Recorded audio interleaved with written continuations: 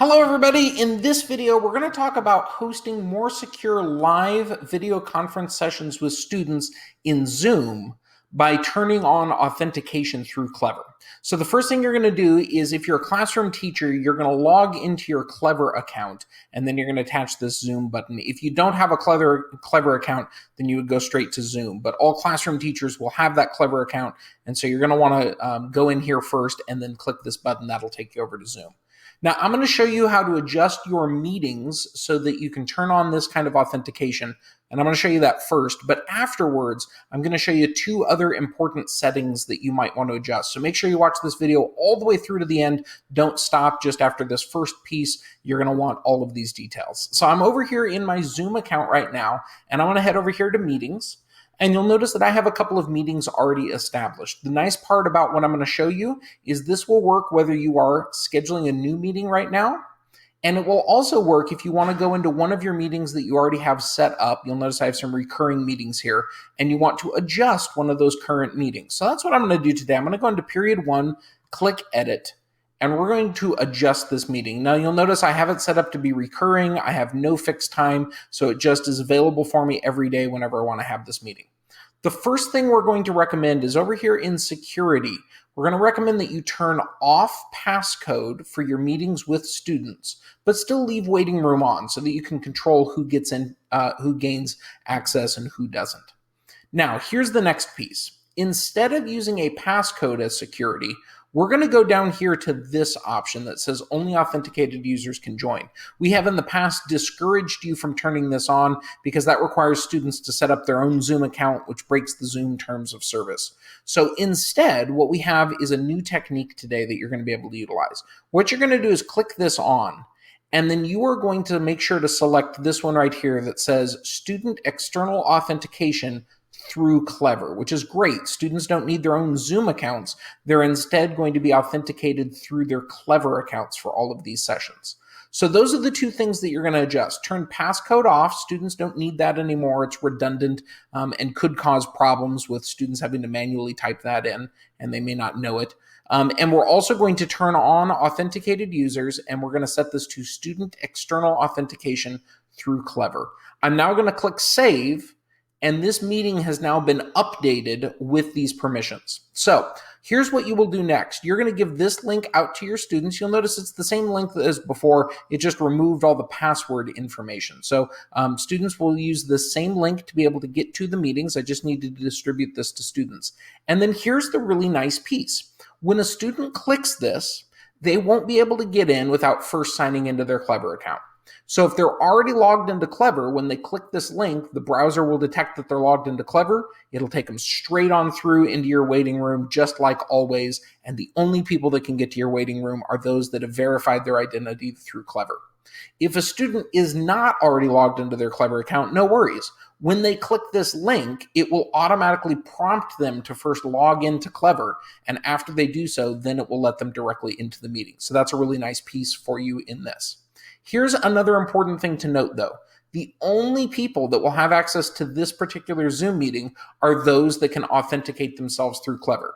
So if you're hosting a meeting with parents or other people that don't have a Clever account, you would not want to turn on this authentication. You would leave this off and just have a regular meeting with those people. We're recommending that you turn on only authenticated users can join with external authentication through Clever only for your live sessions with students. That's the additional security piece. And the reason that we're recommending this is going to prevent Zoom bombing. Nobody can get into your session unless they have a Redlands Clever account. And the other great piece is it's going to prevent that name spoofing thing that we've seen some students do, where they log into a Clever account, or a Zoom account, but they change their name to something else so that you think they're one of the regular students, and then all of a sudden they're causing a ruckus in your class. So since they're going in through Clever, that will tie their name to what Clever has their name saved as, which will be really nice. Here's the next piece, though. After you get this set up, and you'd want to do it if you've got 5 periods, you'd want to do this once for each one of your periods. After you get this set up, there are 2 additional adjustments that we're going to recommend.